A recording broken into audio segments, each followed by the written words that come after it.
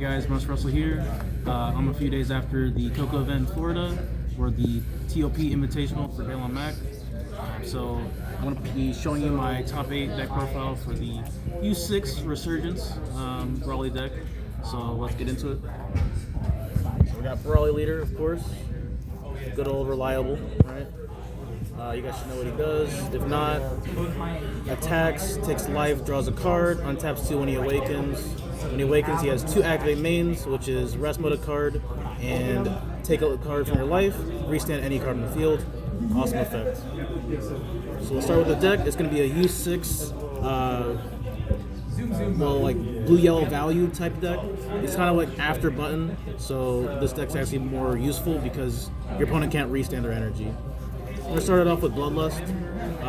Obviously you can't play more than this. This card's insane. It's like a secret rare. It wins you a lot of games, especially against the baby matchup, by stopping their chain in its tracks if you draw it.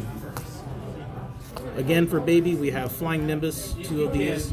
Kind of just shuts down people's turns, just lets you survive one more turn, and that's kind of all you need in this deck. 4 Sensu Beams. You don't have Xenobot anymore, so this is kind of your untapped, so you can extend your plays defensively, offensively, whatever you need to do. Very, very powerful. 1 Desperate Measures. This is like having the second copy of Bloodlust. A lot of effects that Bloodlust is necessary for in this game is what Desperate Measures can do, such as Topo negates, or any small effects like the baby that lets them draw 3 pitch to, you can just bounce this back to their hand before the effect ever resolves. So it's very useful for that, but mainly for Topo. You just need to be able to stop that. All the 3-drop counter plays like Vegeta the Cruels and stuff like that, both of these cards deal with them, but you can only run, 1 Bloodlust, so you have to run Desperate Measures as well. And it's a blue-yellow deck, so it kind of fits the theme anyways. Speaking of blue-yellow, you're going to be using a multicolor energy for blue-yellow to prevent it from being tapped every time you play energy. So you're going to be playing the Beerus. Sometimes you do play this card. What it does is for 2 mana, it draws you a card, 15k body. Not bad. It's very rarely ever used like that, but it does come up sometimes. So we are a U6 deck, but we're not focusing on Kale at all, just the Khalifa, because we just want to tap down their energy. So this is a top 5 searcher for U6 blue-yellows. Khalifas, and it's also an evolved target that cannot be KO'd by your opponent's skills, so it's kind of resilient to stay on the board just for a turn or 2. We have another Khalifa, 2-drop. She takes a life and taps one of your opponent's energy. Very good at preventing them from sensu beaning before it's too late, because you do it as an activate main on your turn type of situation, where you tap their energy before they can use it. The best card for the U6 package, Khalifa. When at the end of battle, after you combo with this card, you can evolve it on either the 1-drop or the 2-drop, and it comes into play on top of that. And rest mode's a battle card or an energy, your choice. Mainly energy, because that's great, awesome. But if they do like counterplay it, it's very rough. That's why you want to bait it out, or Desperate Measures, whatever counterplay comes into play, and stop that. But yeah, this is the main aspect of the U6. You want to tap their energy down and go for game. Searchable super combos. Batamo, 4 or less life, yellow leader, but it is a Universe 6 target, so you can search it with your top 5 Khalifa. The new set 8 card, Hit SR. So this is a 1+5k, but it becomes a 0+5k blue-yellow card when you have a multicolored blue-yellow energy in your energy area. So this is very, very useful for rivaling, and it's great for energy as well, because you want to have like at least 10 to 12 multicolors in your deck, so you can charge it by turn 1. It's useful later on in the game because it is a 5k pump, so it's not bricky in your hand as most multicolored cards are. And it is searchable U6. And its secondary effect actually did come up a few times. He hard cast it for 4. You can actually bounce battle card to the bottom of their deck, so it's like a 4-drop removal. And yellow and blue is very, very weak in that regard. We don't have much removal, so this is an added effect for that.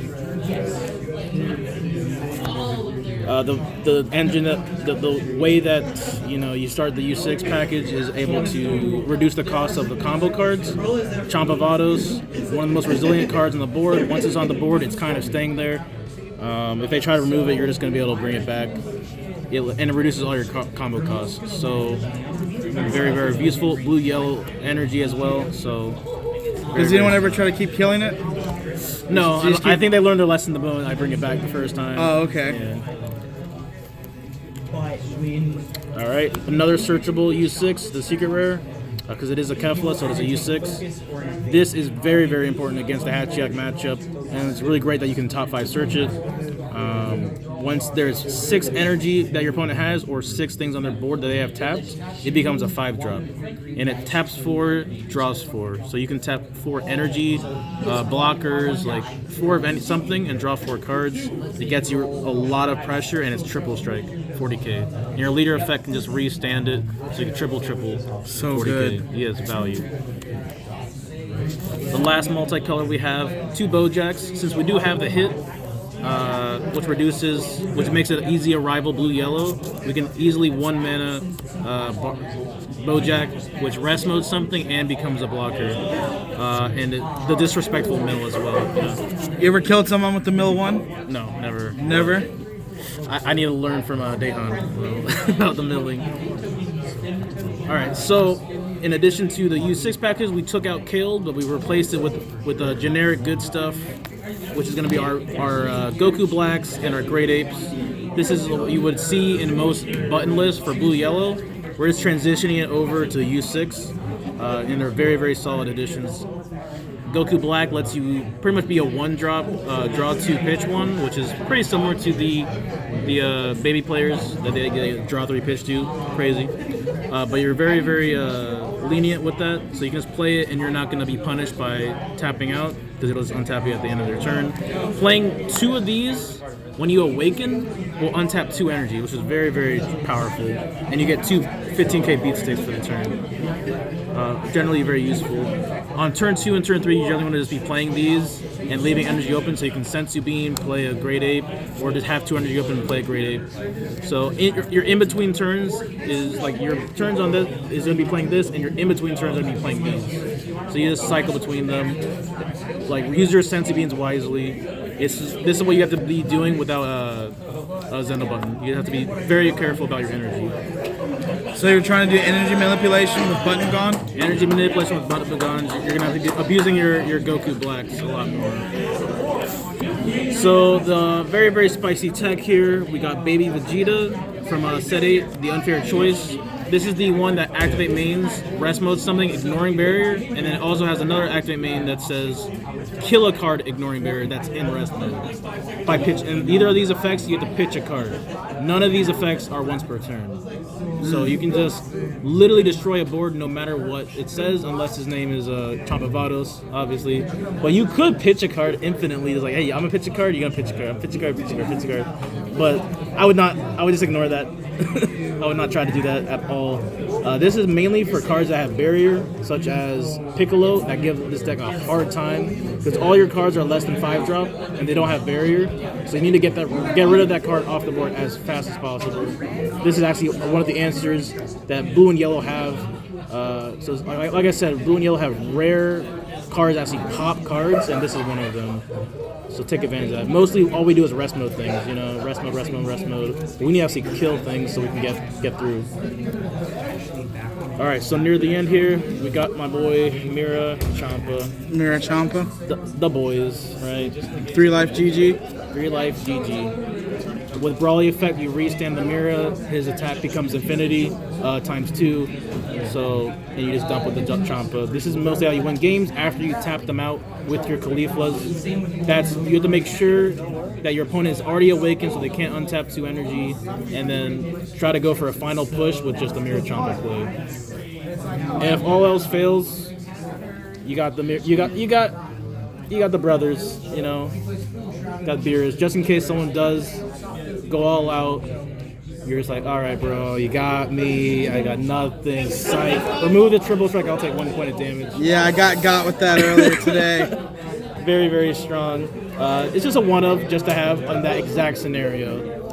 So that's good. So sideboard, go through it real quick. Harus, this is for green and yellow leaders, but not Brawly. I'm telling you right now, do not play it against Brawly players. If you get Bloodlusted, you get blown out. Don't bother trying to do it. Play it against green and yellow leaders that aren't that, maybe like a baby player. But I would not risk it against a Bloodlust. It would just lose me the game instantly. Time Magic, I side this in against the baby matchup. So you Flying Nimbus and then you Time Magic for 0 energy. Pretty good, stops a lot of attacks. And can save the day. Unyielding Spirit Gohan, this is for the mirror match. So the way to beat the 4-drop Khalifa is to play this, bounce it back to their hand after they've already evolved, and they can't tap anything because you already have your energy tapped, and yours resolves after that, and it untaps an energy after that. So it's a way to protect yourself from getting tapped out. And you can be at 1 energy, and at the before your combo ends, you just Senzu Bean and then survive the damage. Their Khalifa comes in, and then you play this card in response to that, and you untap another energy anyways. So that came clutch because I did play against the mirror match and immediately in top 16. Again for the baby matchup, if they play the 6-drop, you have a way to kill it very early in the game. And once you kill it early in the game, you probably have to kill them in that turn because you're not going to have another turn after that. This baby. So you got to just push through. But this costs 0 and it gets rid of the 6-drop, which would kill one of your cards that you kind of need to push the game. It's a 0-5K, right? 0-5K pump. Dark Power Black Saiyan. This is for Hachiyak. They can't be playing their blockers when they're drop area for free. And their Gohan that comes in as a 15K blocker when something gets removed. It also counters that because you have to pitch 2 cards. And Hachiyak kind of resolves on having that hand size at a decent number throughout the game. Once they lose their hand, they kind of lose the game. And this is an alternative way to awaken sometimes. So certain matchups that never attack you might want to just tech this in just to self-awaken. TN, blue leaders, very useful against that. Even though Zen button's gone, it's still very relevant. You need to be able to beat those blue leaders that give you trouble, especially in combination with your Food Arc Banisher. This is the end-all be-all of overwhelm cards, pretty much. If you do it all in one turn, it's kind of crazy. If you tap them out and you have this on the board, it's kind of game over, especially against the Hatjack. This is very relevant. If you can't find your secret rare, you're gonna have 3 secret rares essentially because you have 2 foos and 1 secret rare you got to deal with the Hatjack player. So that's pretty much that. Thank you guys. Let me know what you guys think, and as always, I'll see you guys next time.